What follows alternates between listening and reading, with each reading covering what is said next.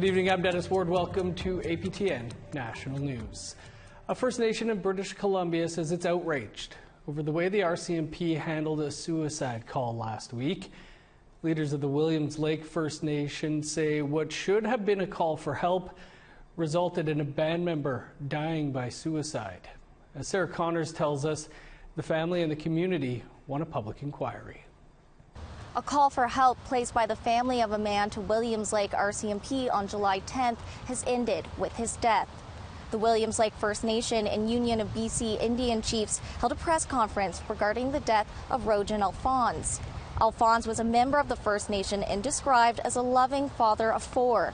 According to the Independent Investigations Office of BC, police responded to a report of a man alleged to be in distress and in possession of weapons at a residence. Alphonse's family says they placed the call to Williams Lake RCMP because they feared he was going to hurt himself. But Chief Willie Sellers says instead of receiving a welfare check by properly trained individuals, the situation escalated to a violent confrontation with RCMP, involving an emergency response team with body armor, armed vehicles, and tear gas, ultimately resulting in Alphonse taking his own life. When it was just a distress call for help for the people of color in our city, which there is many surrounding Aboriginal communities will now have a fear of calling the RCMP. I, for one, say with sincere, I will never call or trust the RCMP officer with how they had responded to a call for help. Now, Alphonse's family, along with the Williams Lake First Nation and the Union of BC Indian Chiefs, are calling for an independent public inquiry into the RCMP's response, as well as the need for a national reform regarding the RCMP's practices towards Indigenous people. Sarah Connors, APTN National News, Whitehorse.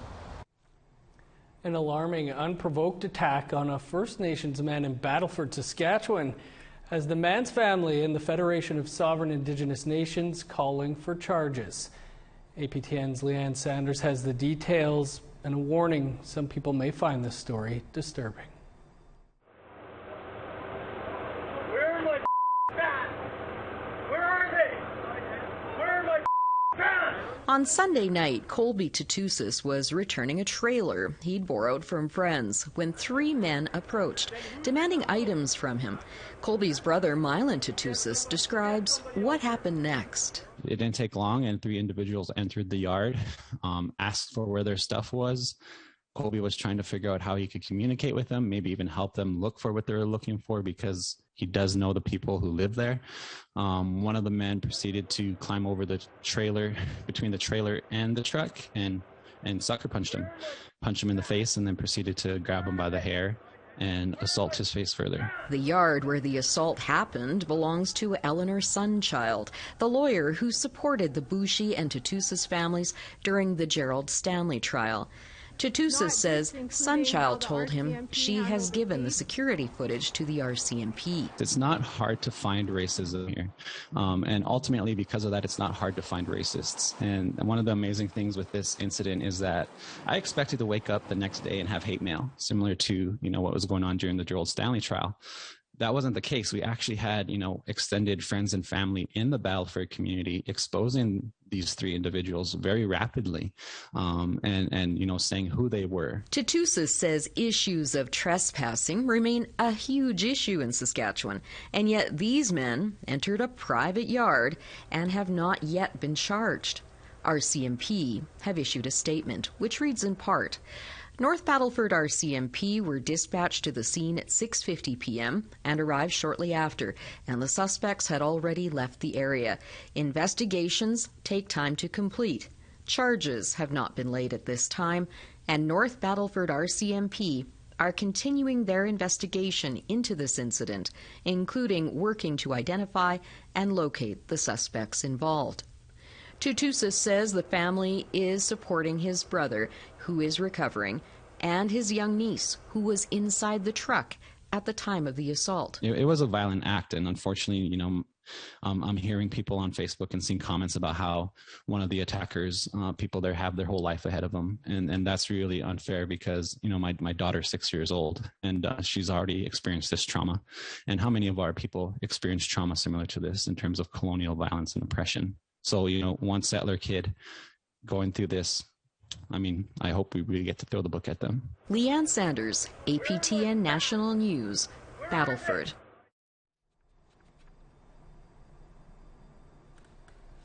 To the east coast now, and a Mi'kmaq fisherman was prepared to defend himself in a Digby, Nova Scotia courthouse on Tuesday.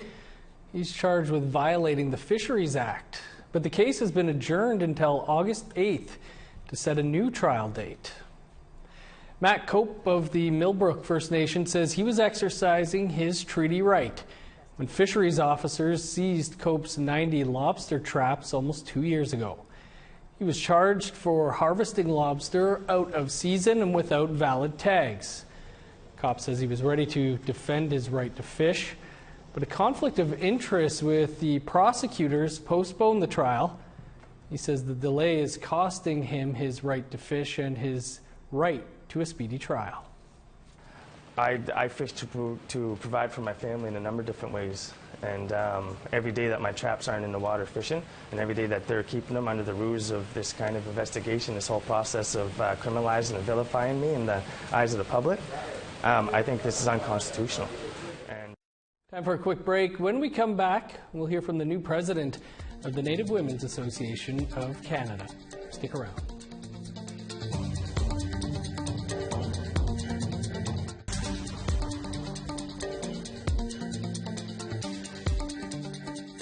Welcome back. The Native Women's Association of Canada has a new president. Carol McBride was elected to the position at the organization's annual General Assembly this past weekend. APTN's Fraser Needham caught up with her at their new head office in Gatineau, Quebec.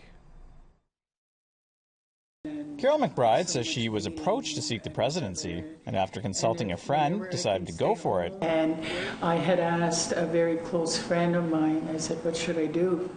And he told me that if I have something to give, that I had a responsibility to meet that. McBride replaces outgoing President Lorraine Whitman, who decided not to run again due to illness. The new NWAC president is no stranger to politics. She's a former chief and councillor of the Temiskaming First Nation in northern Quebec, and a past Grand Chief of the Algonquin Anishinaabeg Nation Tribal Council. McBride says she plans to bring a consensus-building approach to her new role. The style that I want for this time is based on the 7 grandfathers' teachings, which some of them are respect, honesty, bravery, love. NWAC is the largest Indigenous women's organization in Canada. McBride definitely has a priority as she settles into her new job. One of the things that I definitely want to work on is partnerships with our own members, our own PTMAs, the grassroots level. We need to work on that. Partnerships with the government as well. In a close vote, McBride beat out Lynn Canoris-Duck, chief of the Adams Lake First Nation. Fraser Needham, APTN National News, Ottawa. Last month, the U.S. Supreme Court decided to dismantle the federal government's power to reduce greenhouse gases, hindering the country's ability to fight climate change. Chief Dana T.J. Tram of the Woondet Quitchin First Nation in Old Crow says that could devastate northern communities. We spoke with the chief earlier. Chief Chiza Cham, thanks for being with us. Although this is a major environmental issue that's taking place in the States, you say this recent decision will impact Indigenous people in the U.S., Canada, and the Yukon where you live. Why is that? There are specific lenses that you can look through from broad to very specific. And I think this is a succession of very troublesome rulings coming out of the Supreme Court of the United States. In the same week, for instance, as Oklahoma versus Cortez, I believe, where the U.S. now has jurisdiction to prosecute on tribal lands within the United States, which is a major influx of jurisdictional powers, if you will. But in accompanying a ruling such as this, as West Virginia versus the United States, we now see that the major questions doctrine, which is cited as a fulcrum for this ruling, the first time ever in American history this document was used and cited by judges to justify a ruling.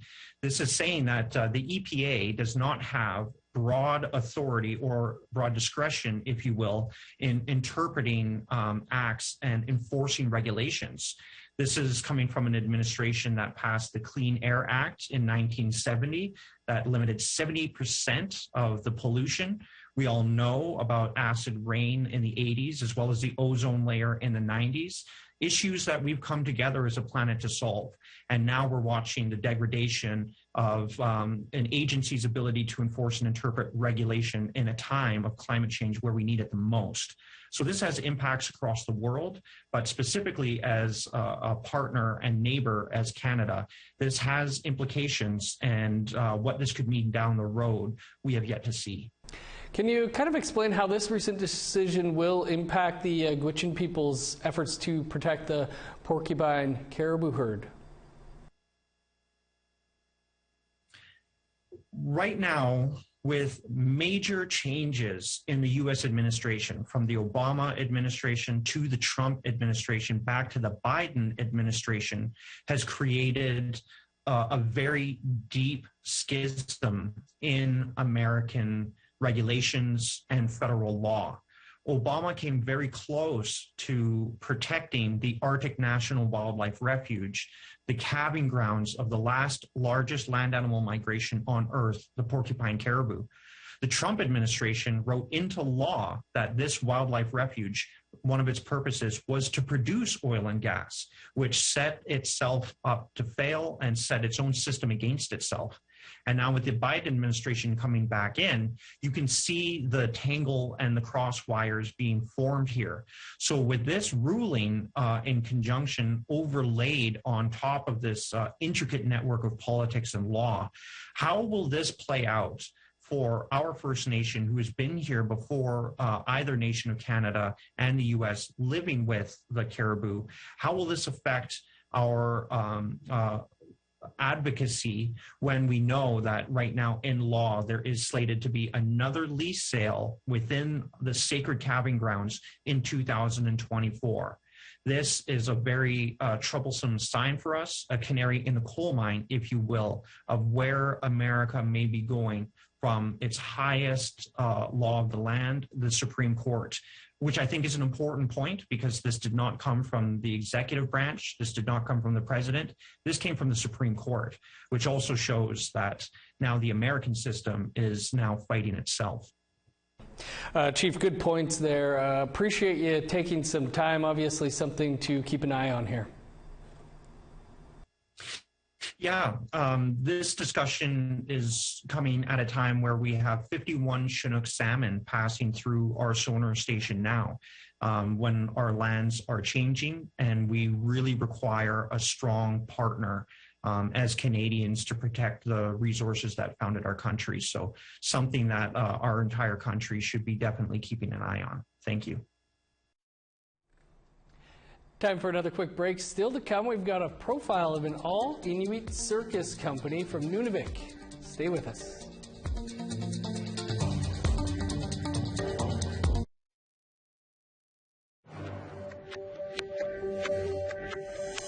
Welcome back. Time now for our photo of the day.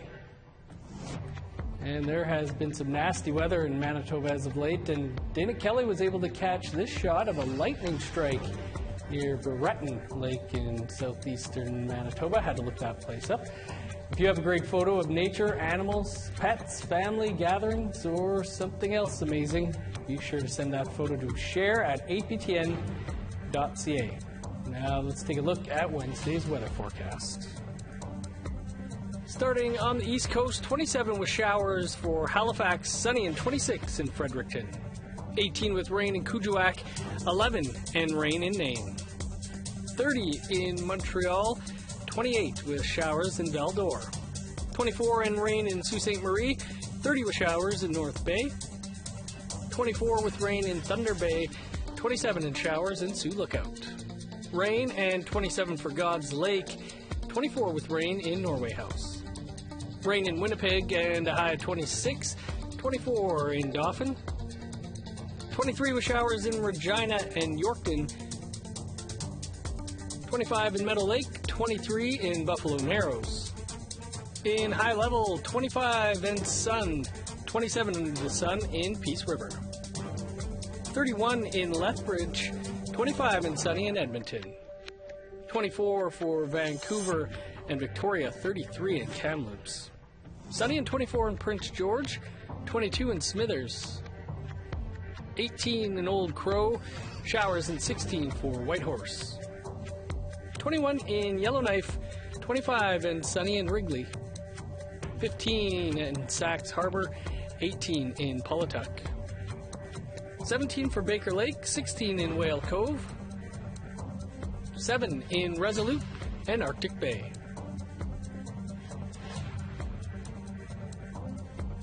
Sticking with the weather, it was a storm so powerful and so sudden, people thought it was a tornado, and it left a trail of destruction east of Medicine Hat, Alberta.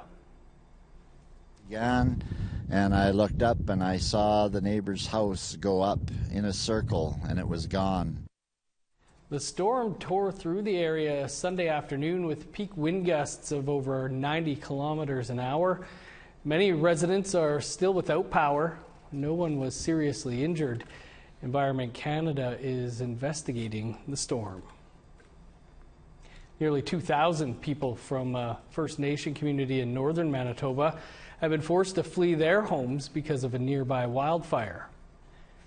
The fire is about 23,000 hectares in size and is burning less than half a kilometer away from the community, about 700 kilometers north of Winnipeg in Matthias Colomb.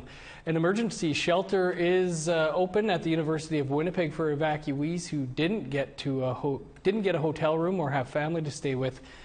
The Canadian Red Cross is working hard to ensure the evacuees have all the support they need. We'll make sure everybody has access to meals. And then any other personal supplies that might be needed, such as diapers, baby formula, or hygiene kits. And then beyond that, we also work with our partners to try to make sure people can access medical health if they need it, and also mental health. There are at least 45 fires burning in Manitoba right now. An Inuit circus troupe from northern Quebec has been wowing audiences in Montreal's Cabot Square recently to tell a story that's been passed down through the generations, complete with some very impressive acrobatics. Amelia Fournier has more.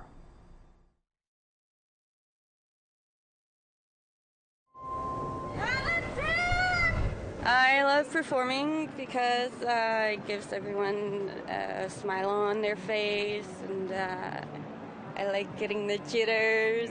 Despite her nerves, Minnie gave a stunning performance to kick off the summer's weekly free Indigenous performances in Montreal's Cabot Square.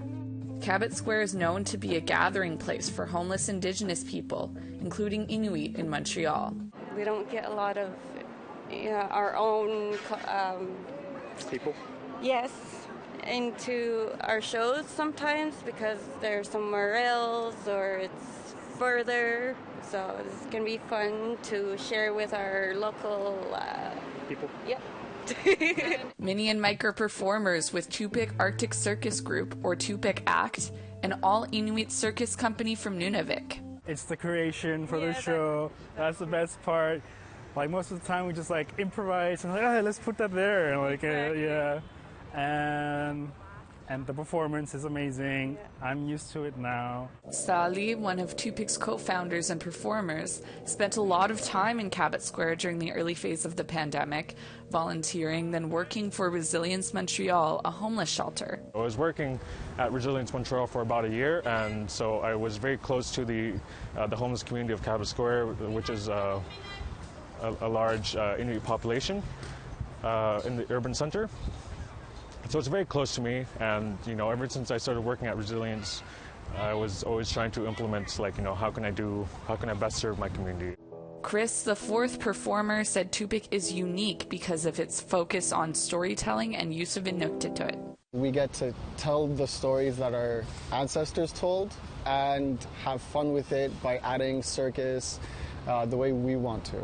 I have too much energy or not enough energy, I can go into the circus space and find that energy there and be able to do what I want. And especially working with this company, I can create what I want, use a language whichever I used to prefer.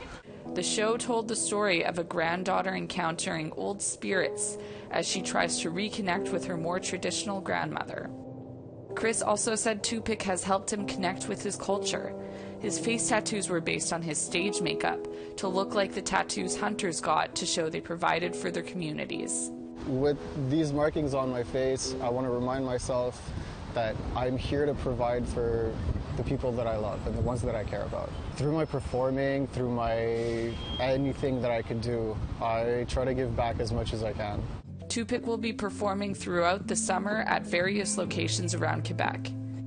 Emilia Fournier, APTN National News, Montreal. Cool moves. He was called the greatest athlete in the world. And now James Francis, or Jim Thorpe, is taking back his rightful place at the podium. Thorpe was a citizen of the Sac and Fox Nation in what became the state of Oklahoma. He is an iconic hero among Native Americans. At the 1912 Olympics, he set records and won gold medals in the decathlon and pentathlon, but was stripped of those medals after it was discovered he got paid for playing minor league baseball just prior to the Olympics, for what amounted to just room and board. The Olympic Committee erased his records and took back his medals. Thorpe went on to play Major League Baseball, football, and professional basketball, but never recovered from the loss. Late last week, his supporters had a lot to cheer for, as their decade-long efforts paid off. Thorpe was reinstated as a gold medalist, and his records were added back into the history books. Bill Mills is a long-distance runner who won gold at the 1964 Tokyo Olympics. He said he broke down in tears when he heard the news. We have to tell our own stories. We have to tell our stories. We must never let the winds of change or the passage of time wash those footprints that Jim Thorpe laid on Mother Earth away. Our young people can learn from Jim Thorpe's brilliance and his intensity, and not just young Native people, but people throughout the world, Indigenous people. It's our time, and we have to tell Jim Thorpe's story. What an impressive athlete, and a long time coming for sure. That's all the time we have for your APTN National News for this Tuesday. For more, you can visit our website. That's where you'll also find an exclusive story on the Assembly of First Nations awarding a $250,000 contract to a company established by its current and previous chief executive officers, according to documents obtained by APTN News. Now stick around. An encore presentation of Face to Face is up next with guest Tara Hauska. I'm Dennis Ward. Thanks for being with us. Have a great night.